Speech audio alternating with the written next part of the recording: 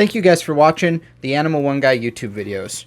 If you like this video, please leave a like and even comment below. And if you like all my content, please hit the subscribe button. And why not click the bell icon for notifications too? That way you can see all my videos. Give me the ball.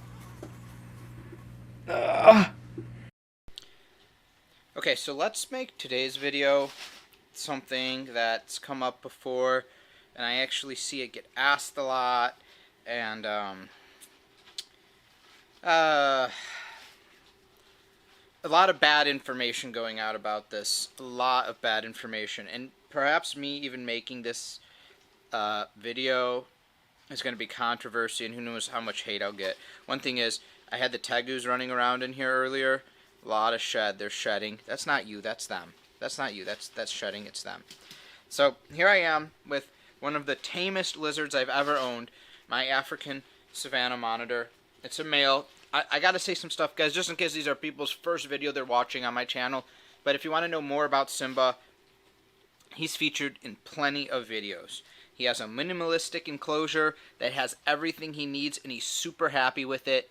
And he gets a lot of time outside of his enclosure every day, which is really nice. But go watch those videos, guys. Go watch those videos if you want to see it. But today's video is going to be, how can you tell if your Savannah Monitor is overweight? And this is the tricky part, because I see a lot of Savannah Monitors online that are overweight, and people are saying they look good. And then I see a lot of them that are drastically underweight, and people are saying, oh yeah, those look good. And it's a lot of bad information, unfortunately. Now, it is true when in the reptile community, so Savannah Monitors are really cheap, okay? That's because, and this number has gone down. It used to be about 95% of your Savannah Monitors as pets were, oh hi Tortellini, were wild caught. Then it started to go into a little bit less. It became about 80%, and the rest were captive born but not captive bred. So if you guys don't know the difference, it means someone went out and captured the eggs, so wild laid eggs, and hatched the eggs themselves. So they were still spawning from wild parents, but you were just hatching the eggs. And then you started to see some captive born and bred. So that means your pets that you hatched, you know, as captive parents, then you hatched the eggs, and then you start getting lineage 1.1, 1.2, 1.3, and then you could get so lucky perhaps there's like 2.1, 2.3. And what the decimal point system is how many offspring. So 1, the number before the decimal, would be the first patch, and then .1 would be the first lay. .2 would be the same parents' second lay. .3, so it's, you know, the same parents, but then when you have 2 it means some of those offsprings, then they're laying their clutches, which is good. But so what started to happen with Savannah Monitors are they're just so cheap that there's not really a market to breed them. You know, you can get these guys on sale as a baby for $20 sometimes. Those are probably wild caught, right? And it's just such a cheap price. Like, who's going to spend, you know, thousands and thousands of dollars and risk the health of the female Savannah, your adult female, to lay some eggs, and, you know, who knows how many eggs you get that are hatchable, and then you'll get, you know, I don't know, $100 in, you know, egg profit, of baby profit, to get some captive bred Savannahs. So, hi, good boy. So the problem with Savannahs are they're cheap, so they get owned a lot. And I just had to give you a little bit of backstory on why they're so cheap. And I may even have said it before. But so they get owned a lot as a lizard pet because they are a super tameable lizard, even when wild caught, if you get it as a baby. Hi, can we stay in the frame? But they were having a lot of health problems. They were dying before 1 year of age for a lot of people, and most of that, although we don't know all of it, a lot of people think it was always due to fatty liver disease. We don't know all of that, but we do know most of it was because when you do like a necrotopsy, an autopsy on it, you'd cut open the Savannah and massive fat nodules in its tail. And then people assume, okay, that's fatty liver disease. you overfed the Savannah. And these guys were not really studied in the wild. Now, there was a big study that took place, in the reptile world fairly recently, within the last 5 years, on a big herpetology study, and they did focus on the Savannah Monitor. And they found things like the basking spot temperature. They found the diapause that Savannah Monitors go through, which just basically means, guys, they don't eat for most of the year because where they live, resources are very scarce. So they will really fatten and bloat themselves up. Then they'll go up in a tree, and the dry season is there, and there's nothing to eat. They'll lose all of that weight. They'll survive on all of the fat in the tail. And then they actually come out when the wet season comes, and they look skinny and decrepit, but then they'll eat, and then they'll turn back to normal. So we found out how these guys live in the wild. And we did find out that the way we were taking care of them in captivity was incorrect. We found out our temperatures were too cool. We were keeping them much too cool. We found out that we were feeding them a little bit of a too fatty diet, and we found out that we were feeding them too much, among other things, humidity levels, blah, blah, blah, blah. The normal, but that's like the normal stuff, right? Like, you have to have a proper enclosure with temps and humidity, and you have to have proper feeding. So I don't really see what the big fuss is about that. Maybe just because we didn't know it and these things were so cheap, everyone just bought them. Okay, so the problem with Savannah Monitors, though, are people use the point of reference incorrectly between Savannah Monitors in the wild and Savannah Monitors that are pets. Because Savannah Monitors in the wild are normally much smaller. Simba is going on almost 4 feet. They're much smaller lizards. In the wild, they'll get to 2.5 feet. Yeah, every once in a while you get larger ones. Even the males, you get maybe 3 feet, 3.5 feet, maybe 4 feet. It's pretty rare, though.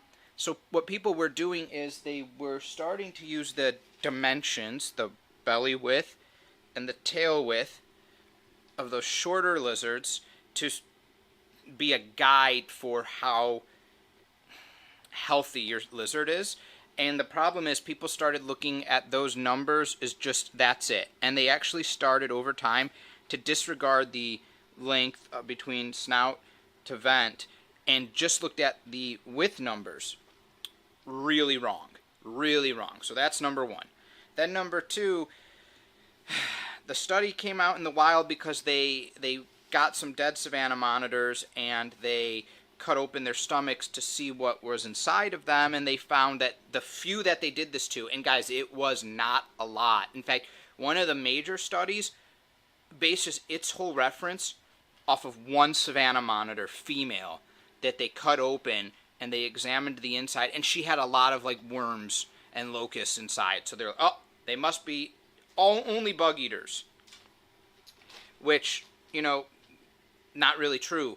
A Savannah Monitor can survive on other foods, not just bugs, but again, we have to deal with the obesity factor, okay? So when you start feeding meat, especially if you're feeding whole prey, there's a lot of fat content in that, and that's a big problem, and that's what people were feeding because I've talked about it before. Savannah Monitors are garbage disposals.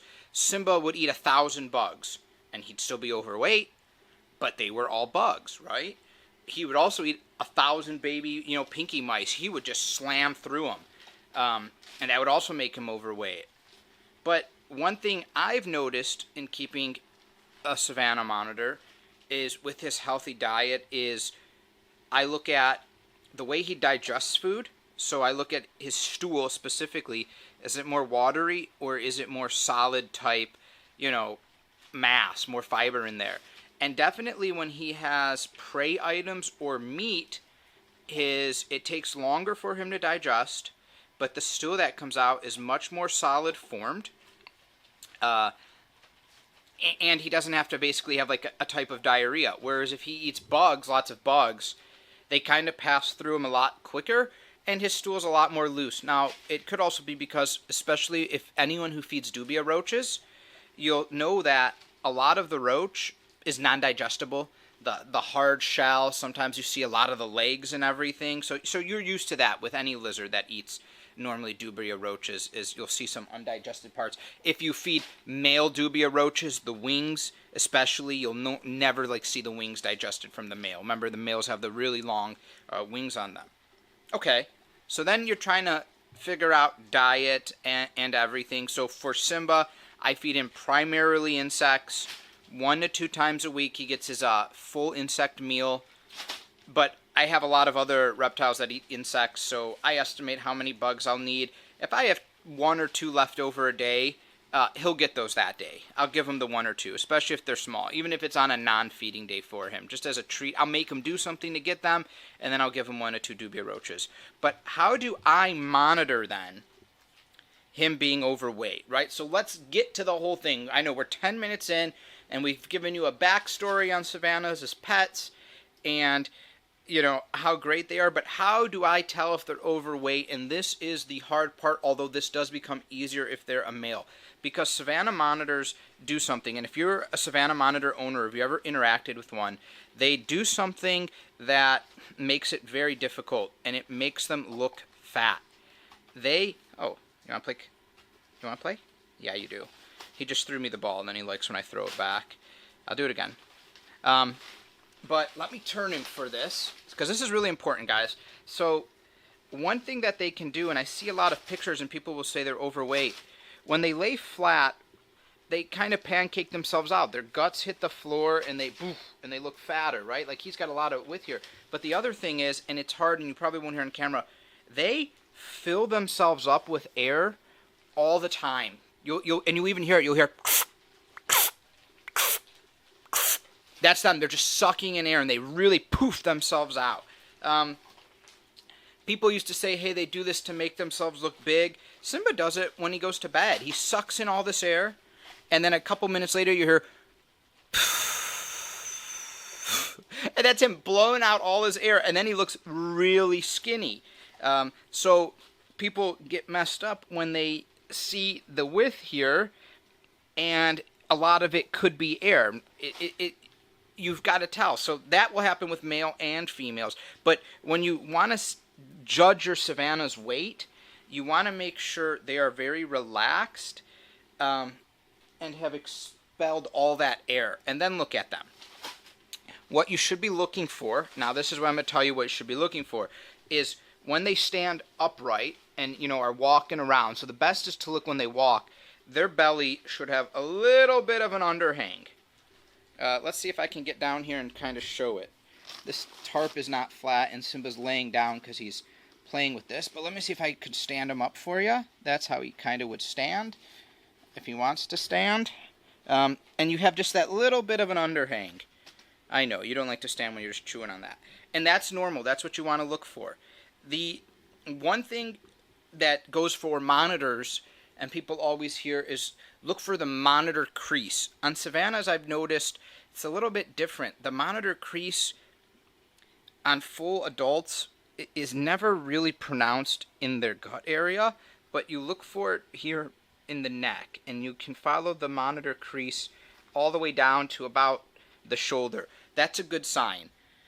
And then the other thing, Tortellini is just ramming into me. Gosh darn it. This is the worst brother and sister pair ever. Then the other thing can be the base of the tail. And the base of the tail actually works better for females, though, because as a male, the base of the tail is also where his hemipenes are, right, guys? So they're sexual organs. And let's remember, monitor lizards, not all, but some, Savannah monitors are part of it, have 2 hemipenes, right, left and right side. So what the problem is, if you've got a big male, there's the possibility that he's got 2 massive hemipenes that are in here, and that this is not just all fat, that this is big because, you know, he's a stud, right? He's got big sexual appendages. And I showed Simba actually on one of my videos, but it's interesting. His are massive. They come out to I don't know, it's like 3 inches. It's huge on each side. So they're thick. So there's a lot that's going on in here, not just fat. But what you should look for then is the tail what you want to see is you want to see muscle on the tail. So when looking at this, as you go down his spine, so we look at Simba, because some people have said he's overweight, some people have said he's underweight. He's just perfect. We want to see the monitor crease here, which we have. Even when he's chewing this big ball in his mouth and his skin's fully extended, we still see this crease here. That's, you know, I can hide my fingers under it, and it's really pronounced, so that's good. And he did eat yesterday, so we know he's not bloated. He had his bugs, but then what's really important is here at the base of the tail. We want to see muscle structure on each side, and we should be able to see the two muscles clearly from each other. So see, there's the line here, and boom, and boom. If he was overweight, this area here would be, and let me turn on the light, see if that helps. It kind of washes it out. It would be just one big roll. You wouldn't be able to see these muscles so in detail. Now, just with the same theory, if he was drastically underweight, this would be sucked so tight on him, and that's not good. The other part where we can check is his head, and it's kind of the same thing. When we're looking for fat, the head should have areas like here, come here, that are, let me check you out, that go divot down and really show the skull, right? You really want to be able to see the features of the monitor. Think of it as someone with like a bunch of chins, right? They just got sort of like a full face, right? You want to be able to see the bone structure. Now, the same thing for underweight. If this area was really pronounced and sucked onto the skin, then you would know he's underweight. So if you look at that, that is a great way where you can tell. There we go. This is a good pick. We got his belly just down just a little bit. Like, it hangs that much from his midline, which is great after having a full meal. That's it. No big deal. We have the pronounced muscles at the base of the tail. We have the visible bone structure in the head. We have the monitor crease going down his full face to his neck. We're in a good spot with him. And those are things you guys want to check. Now, the tail for the female is a lot easier. If you've got a super fat tail and you're not seeing this, she doesn't have those two giant hemipenes in there that you could look. The other thing, though, just so you know, is sometimes you will see a Savannah monitor or any monitor lizard, big tail, and then smaller hemipenes coming out of it. That normally means that this thing is just one giant fat holding machine and is not just holding that. And to end this, because I'm tired of seeing more and more videos, Savannah monitors are bad pets. Look at this guy. I can come, pick him up at his tail, squeeze his tail, whip his tail around. He doesn't care. He knows that he's safe with me. I can pet his head. I can come underneath. I can come underneath his chin. Put my hand right underneath his chin, right up to his face. He's completely fine with it. I can hold that ball and know that he's not going to take my fingers off because he knows how to interact. Watch this. See that? See that? How he's not going for it? Because I'm holding it. I've worked so much with this guy. He doesn't want to hurt me. Now that I've let it go, he goes for it. You can train these, and if you guys don't think you can, there's actually some great videos on people training bearded dragons, on having them pick up or wait and not take treats till they're allowed. And think of these guys, bigger lizard, bigger brain, more trainable. All right, take care, guys. Thank you guys for supporting my reptile rescue family.